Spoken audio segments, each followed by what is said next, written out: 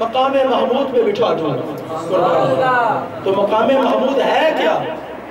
قربان جائیں، محمود خدا کا نام ہے۔ کس کا نام ہے محمود؟ خدا کا۔ قربان جائیں، اس کی محبت دیکھیں، ادب کے تذکرے قرآن میں کیے۔ اب کہا میرے مصطفیٰ تیرا نام، میرا نام محمود ہے، میرے مصطفیٰ یہی تیرا مقام ہے۔ میرا نام محمود ہے اور یہ تیرا مقام محمود ہے۔ محبوب رات کو اٹھ، اس کے صلے میں تمہیں مقام محمود پہ بٹھاؤں گا۔ اللہ اپنے کرسی کے ساتھ حضور کی دائیں ہاتھ کرسی رکھے گا، جو حضور علیہ السلام کی کرسی ہوگی وہ مقام محمود ہوگا۔ یہ مقام مصطفیٰ ہے۔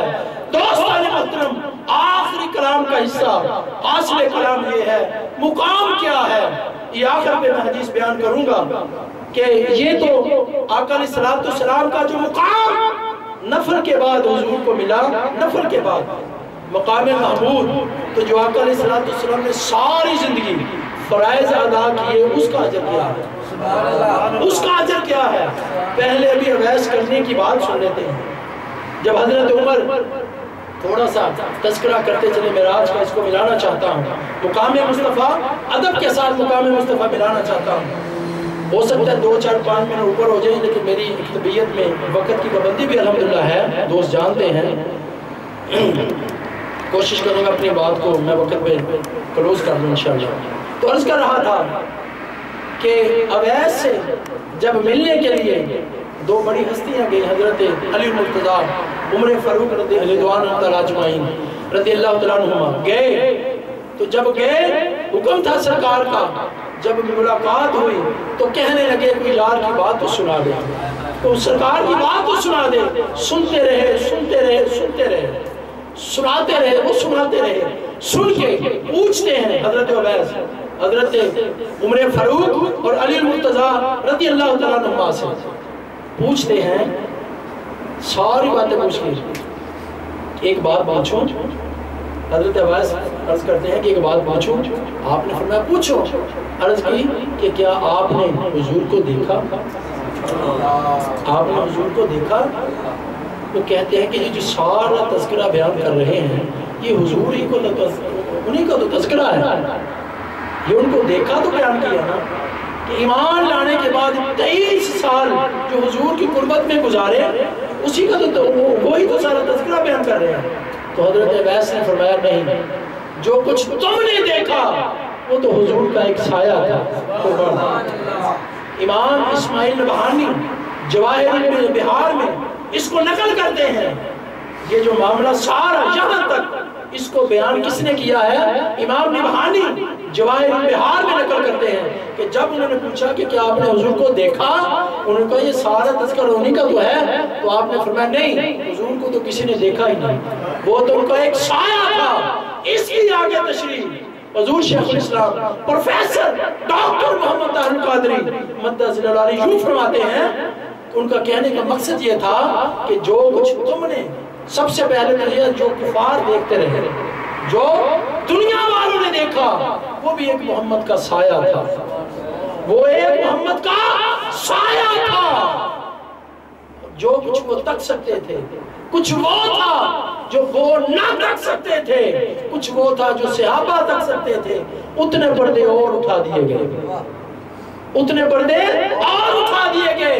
کچھ وہ تھا جو صرف ابو بکر، عمر، عثمان و علی تک سکتے تھے، اتنے پردے اور اٹھا دیے گئے۔ کچھ وہ تھا جو یہ تو سارا معاملہ مکے کا تھا، کچھ وہ تھا جب آقا علیہ السلام بیت اللہ سے بیت المقدس گئے، آخری نظارہ جو انبیاء نے کیا وہ بھی ایک محمد کا سایہ تھا۔ کچھ وہ تھا جو صرف فرشتے تک سکتے تھے، اتنے پردے اور اٹھا دیے گئے۔ جب آقا علیہ السلام مسجد اقصی سے سدرۃ المنتہا تک پہنچے، کچھ وہ تھا جو صرف جبریل کی آنکھ تک سکتی تھی، اتنے پردے اور اٹھا دیے گئے۔ وہ بھی محمد کا ایک سایہ تھا۔ ابو بکر عمر، بشمول ابو بکر عمر، عثمان و علی، جو بھی انہوں نے دیکھا، جو انبیاء نے آخری نظارہ کیا، جو سدرہ پر آخری آخری نظارہ حضرت جبریل نے کیا، وہ سارے کا سارا محمد کا سایہ تھا۔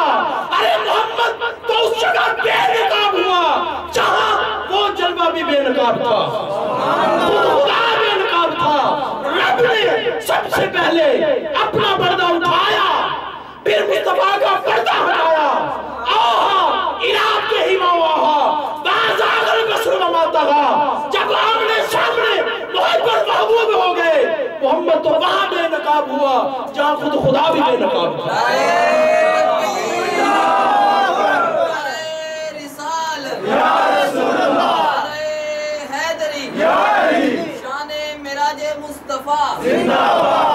محمد اس جگہ بے نقاب ہوا۔ جو کچھ دنیا والے تکتے رہے لوگوں، کسی نے بھی رب نے اپنا یار تو دکھایا ہی نہیں۔ جو کچھ بھی تکتے رہے سایہ تکتے رہے، سایہ تکتے رہے، کسی کو اس نے اپنا یار نہیں دکھایا۔ ایک بار محمد بے نقاب ہوئے، کب؟ ثم دنا فتدلى فكان قاب قوسين او ادنى کے مقام پر، جہاں خود خدا بے نقاب تھا، جہاں کوئی کچھ نہ تھا، کوئی چیز نہ تھی، جبریل بھی نیچے رہ گئے، رب بھی نیچے رہ گئی، بقع نور بھی رہ گیا۔ پھر رب نے فرمایا ان سارے معاملات کے بعد ثم دنا، فرمایا میرے مصطفیٰ مسجد حرام سے چل کر مسجد اقصی تک تو آیا ہے میری خاطر، مسجد اقصی سے چل کر سدرہ تک چل کر تو آیا ہے میری خاطر، اور سدرہ سے بقع نور میں، رفع میں، بقع نور میں لا مکان تک تو چل کے آیا میری خاطر۔ اب مصطفیٰ رک جا، خود خدا تیرے قریب آتا ہے۔ ثم دنا، دنا تدلیہ سے ہے، ادنا، ادنا دنیا، ادنا حصے سے دنیا کہا جاتا ہے۔ ارے خدا کسی کے لیے نہیں اترا، وہ تو دو بار اتر کے بس مصطفیٰ کے لیے اترا ہے، اتر کے مصطفیٰ کے قریب ہوا، فتح اللہ اور قریب ہوا۔ فَقَانَ قَابَ قَوْسَيْن، جب دو کمانوں کا فاصلہ رہ گیا، او ادنا کے مقام پر فرمایا اوہا الى عبدہ ما اوہا، مصطفیٰ تو بھی کورس کر لے جو کرنی ہے۔ حضرت آدم کو موقع ملا جنت میں موقع ملا، انہوں نے او تکون ملکین او انت من الخالدین، فرشتہ بننے کی خواہش کر دی اور قربت کی خواہش کر دی۔ حضرت موسیٰ کو موقع ملا، انہوں نے کیا کیا؟ رب ارینی انظر الیہ، مولا جو آواز سنتا ہوں چاہتا ہوں تیرا جلوہ کر لوں۔ رب نے کہا لن ترانی موسیٰ، تو نہیں دیکھ سکتا۔ ان کو موقع ملا، وہ دیدار کی بات کرنے لگے۔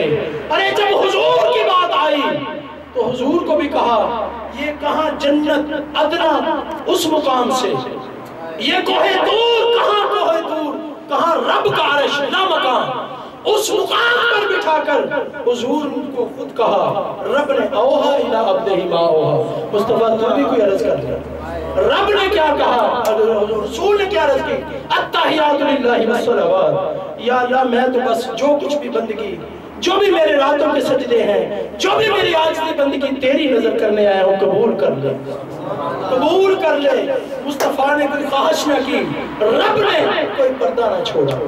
جنہوں نے خواہش کی ان کو نہیں دکھایا، مگر ان کی محبت، ان کی ذات اللہ کی ذات میں اس قدر فنا ہو چکی تھی کہ طلب رویت ختم ہو چکی تھی۔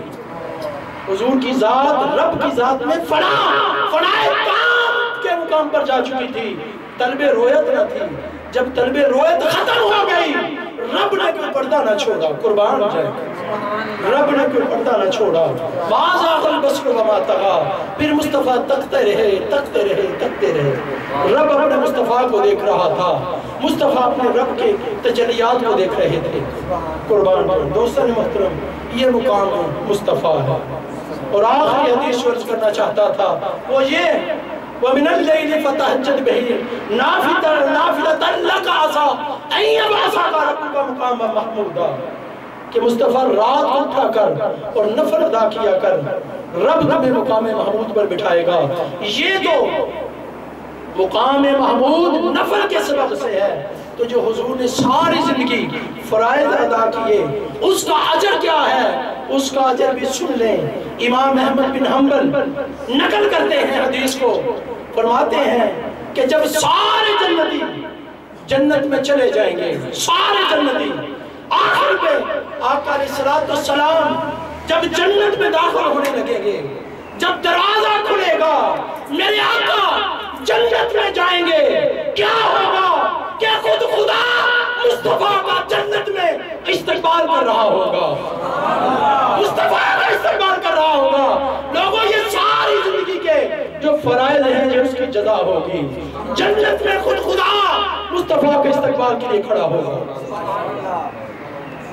خود خدا جنت میں مصطفیٰ کا استقبال کرے گا، یہ مقام محمود ہے۔ تو دوستو، حضور علیہ السلام کی ذات کے ساتھ محبت کا تعلق، عشق کا تعلق، نسبت کا تعلق، وابستگی کا تعلق قائم کر لو، مضبوط تر کر لو، ساتھ عمل کے تعلق کو بھی قائم کر لو۔ ہماری محبت تو ہے مگر اعمال میں ہم کمزور ہوتے ہیں۔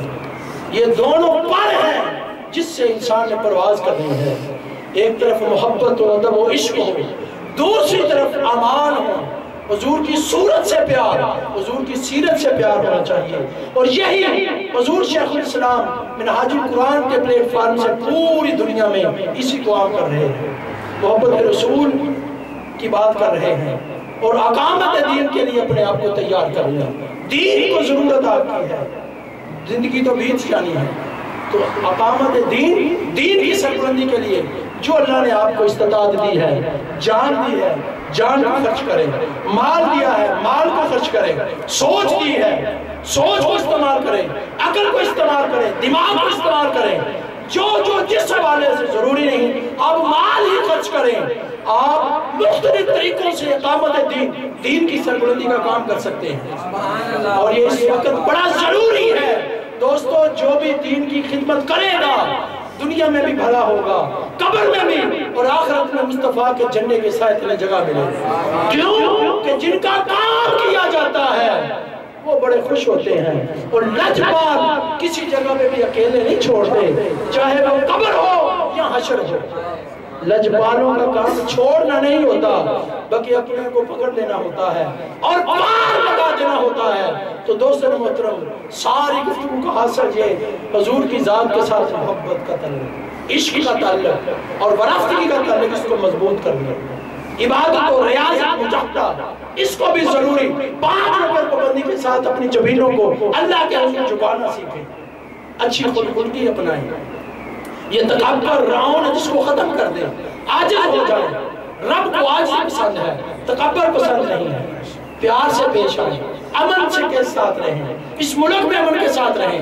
یہ ہمارا ملک، ہمارا دوسرا یہ ملک ہے، اس کے قاعدے قانون ہم اپنائیں، ان کے لوگوں سے محبت کریں، ان کے لوگوں کے ساتھ اچھا برتاؤ کریں، اس کے قانون کی ہم حفاظت کریں، پابندی کریں، اور جس طرح ہم اپنے گھروں کا خیال رکھتے ہیں اس ملک کا خیال رکھیں۔ کیوں؟ ہم یہاں پر رہتے ہیں، یہاں سے ہم رزق اپنے گھروں کے لیے کماتے ہیں۔ دوستو محترم، اللہ رب العزت کی حضور دعا ہے کہ اللہ رب العزت ہم سب کو حضور کی محبت میں زندہ رکھے اور اسی محبت میں موت عطا فرمائے، اور اللہ رب العزت آپ سب کو سلامت رکھے۔ اللہ رب العزت اہل خانہ کو، انتظامیہ کو جزائے خیر عطا فرمائے، اور آقا علیہ السلام کی محبت کا پیغام جو بھی منہاج القرآن پوری دنیا